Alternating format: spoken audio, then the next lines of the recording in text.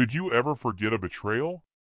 Imagine this: 11 years of marriage, a child, dreams of the future, and then, in one devastating moment, everything falls apart.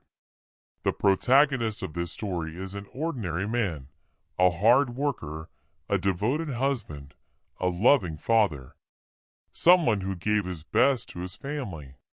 But behind his back, an entirely different reality was unfolding. Suspicious messages, odd coincidences, and a single confession from his son turned his entire world upside down. What is it like to discover the truth when you least expect it? More importantly, what do you do after facing pain, deception, and betrayal, when a new life is already waiting on the horizon? Want to know how he handled it all? Hello, my friend. I am so glad you are here on my channel. If this is your first time visiting, do not forget to subscribe and hit the like button. Your support truly motivates me. Also, let me know in the comments where you are watching from. Now, let us dive into the story. My wife and I are both 35 years old, and we have been married for 11 years. We live in a town that was once a quiet, rural area, but is now rapidly expanding into a suburban extension of a growing metropolitan city. Back when I graduated high school, my senior class had just over 200 students. Now, that number has more than doubled to nearly 500. I was raised on a farm by my father after my mother left when I was very young and never came back. From an early age, I helped with farm work, assisting my dad until he eventually decided to lease the land to other farmers and take a factory job instead. The money from those land leases allowed him to buy additional properties during the Great Recession. One of those properties had a house, which he let me renovate to create a home for my future family. Though the property remains in a trust, along with the rest of his land, my wife and I are responsible for all related expenses. My wife, on the other hand, grew up in a lower middle-class household. Her family was always warm and welcoming toward me, treating me with kindness and respect. They moved to our town when we were in junior high, and we started dating in high school. After securing stable employment, we got married. Before that, I worked any job I could find, hauling junk, painting houses, anything that would help me make ends meet. Today, we have an 8-year-old son, and my wife stays home to care for him. I work as a route driver for a major snack company, steadily growing my territory to ensure our products reach every shop, grocery store, and gas station in the region. Since much of the area is still rural, my route covers a vast distance. Our long-term plan was for my wife to eventually take over a second truck as our business expanded. With a major grocery supercenter set to open next year, gaining full ownership of my route could have been a game changer for us. We have been together since shortly after high school, and while our marriage has been filled with love, it has not been without its struggles, especially due to my demanding work schedule. I try to be present for my family, but I often fall short.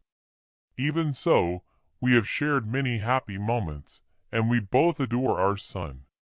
He is your typical energetic kid, always diving into sports. In winter, he played basketball. In spring, it was baseball. Now, he is all about flag football. This past spring, our marriage hit a rough patch. We both felt a growing tension and had an open, honest conversation about it, promising to work on our relationship. From late April to mid-June, our intimacy skyrocketed. It was like we could not get enough of each other. Juggling work and this renewed passion was exhausting, but I managed to stay on top of my route while also making sure to be there for our son's baseball season. I never missed a game, though my hectic schedule meant I could not attend many practices. It is common for dads to volunteer as assistant coaches, but that just was not an option for me. My wife, however, stepped in whenever she could. Our son's baseball coach, Benjamin, was someone I knew well. He had been married to one of my closest friends from high school, Miranda. She was the brightest student in our class, and after college, she met Benjamin. They got married young and had a son the same age as ours. Unfortunately, their marriage fell apart 3 years ago. Miranda moved back to town, relying on her parents for childcare. Benjamin followed about a year later, likely to be closer to his son, perhaps even hoping to reconcile with Miranda. By June, my wife and I had started slipping back into our usual routines. In July, we had another serious conversation, once again reaffirming our commitment to each other. Hoping to reconnect, we even went on vacation. But while it helped momentarily, the spark between us remained inconsistent. By mid-August, our passion reignited, but by September, it had faded once more. It was around that time that our son started playing flag football. I was thrilled when I finally made it to one of my son's football practices one evening. However, what caught me off guard was seeing my wife standing right beside Benjamin, clipboard in hand, actively helping run drills. A handful of other dads were also involved, but she seemed especially engaged. Later that night, when I casually asked her about it, our son eagerly jumped in before she could respond. "Mom is not just helping, she is a coach," he proudly corrected me. Apparently, when she had signed him up for the league, she had also volunteered for a coaching position. Before long, it became a major commitment for her. She was constantly on her phone, mostly texting, sometimes making calls. When I was around, it was almost always just texts. Every afternoon after school, she and our son would head over to Benjamin's house, where he trained both boys together. The extra sessions were paying off. Our son and Benjamin's son were quickly becoming standout players on the team. Then came the first game. That morning, I wrapped up my shift and went straight to the field. As I settled in to watch, I noticed my wife and Benjamin standing side by side, giving instructions to the team. Just as I got comfortable, someone pulled up a chair next to mine. It was Miranda. We watched the game together, chatting casually until halftime. Then she turned to me with a serious expression and asked, "How is your marriage?" I told her everything was fine, but she did not look convinced. After a brief pause, she shared something that sent a chill down my spine. On a rainy afternoon when practice had been canceled, the boys stayed inside Benjamin's house, playing video games. At one point, Miranda's son went to the kitchen for a drink. That is when he saw it, Benjamin and my wife kissing. Stunned, he quietly slipped back to the game, later confiding in Miranda about what he had witnessed. That night, something inside me shifted. The next morning, as usual, I woke up at 4 a.m. to make the 45-minute drive to my warehouse for work. But that Monday, I set my alarm even earlier, 3:30 a.m. While my wife was still asleep, I reached for her phone. After several failed attempts, I finally cracked her passcode. As I scrolled through her messages, I found exactly what I feared, an endless string of texts. Some were explicit, along with revealing photos she had sent. Without hesitation, I took screenshots of everything. From that moment forward, nothing was the same. I typically reserve one day each week to stay in town, but occasionally I would make a surprise trip home for lunch, especially during times when our relationship felt closer. I wanted to believe things were getting better. Yet, more than once, when I called to check in, I found the house empty. My calls often went unanswered. I started paying closer attention. More than once, as I passed Benjamin's house, I saw her car parked in his driveway. One evening, after finishing work, I drove by again. There it was.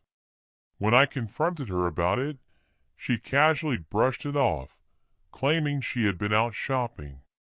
She apologized for not being home when I dropped by, and I played along, telling her it was just an unplanned visit, nothing to worry about. But the next week, I decided to be intentional about my visit home for lunch. This time, I told her in advance. Then, instead of heading straight home, I parked a short distance from Benjamin's place and waited. Somehow, she did not notice my truck. A few minutes later, she rushed outside, got into her car, and sped off toward home. I followed at a normal pace. By the time I walked to the front door, she was already in the kitchen, casually preparing a sandwich for me. We sat down and had a light-hearted conversation over lunch, as if nothing had happened. That Saturday, after my son's game, I took him home so he could change before dropping him off at my father's house for a fishing trip. I told him he could even go for a swim if he wanted. When I returned home, the house was empty. She was gone again. As I drove past Benjamin's house, I was not surprised to see her car parked outside.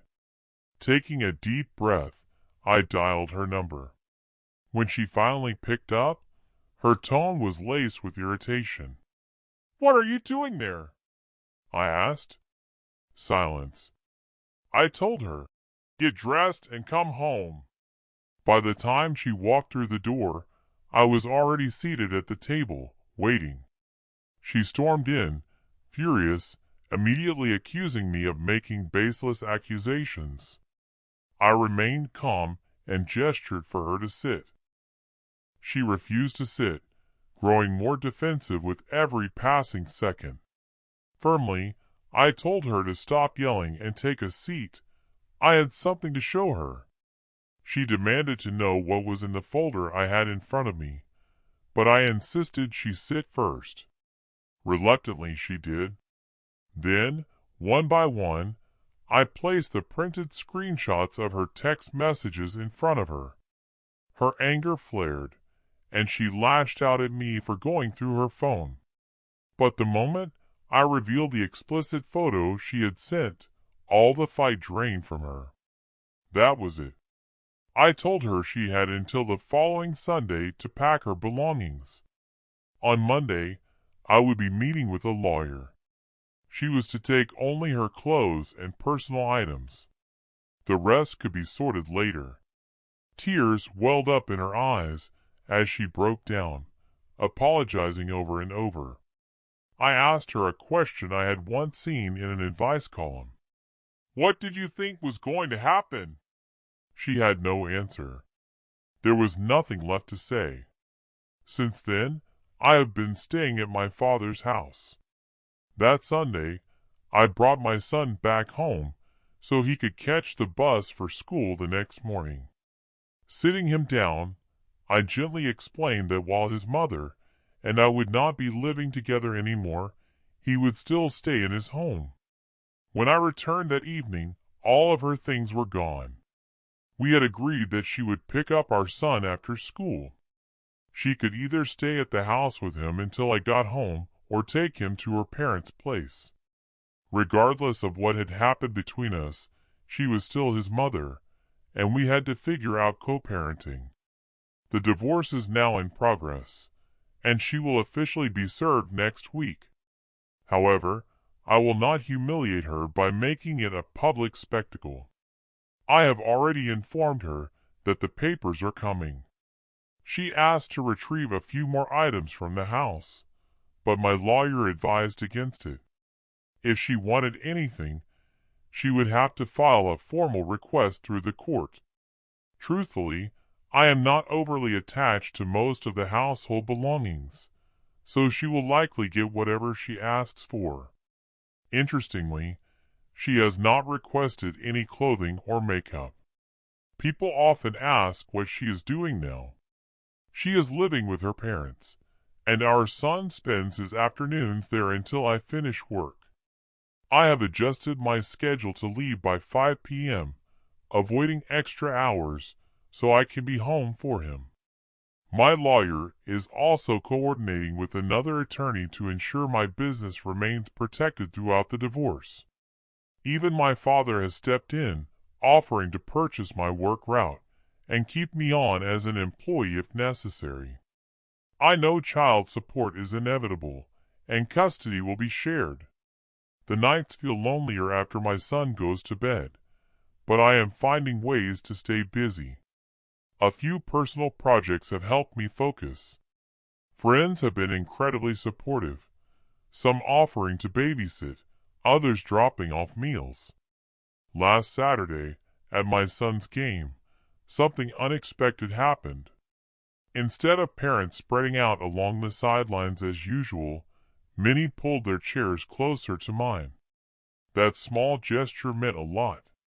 There is just one more game before the playoffs, and then the season will wrap up. Basketball season is around the corner, and nearly every parent I have spoken with has said they will be requesting that Benjamin not be assigned as their child's coach. People have also been curious about Miranda. She has been a close friend for years, and some wonder if we will end up together. Right now, my focus is on healing and adjusting to this new reality. My priority is being the best father I can be. Miranda truly is exceptional. I once mentioned she was the smartest student in our class, and I still believe that. But I feel like I would only hold her back. Besides, she has her own challenges to face. Her ex recently moved back, possibly hoping for reconciliation. This chapter of my life has come to an end. Trust is the foundation of any relationship. Once broken, it is nearly impossible to rebuild. Betrayal is not just about infidelity. It is about destroying years of shared experiences and love. When problems arise in a marriage, they should be faced together, not avoided through deception. The truth always comes out. And once trust is shattered, things can never be the same. But betrayal does not have to define the rest of your life. It can be a chance to reflect, learn, and move forward toward a future built on honesty, respect, and genuine love. What are your thoughts? Share them in the comments, my friend. If you enjoyed this story, check out more content on my channel. I will sign off for now. See you in the next.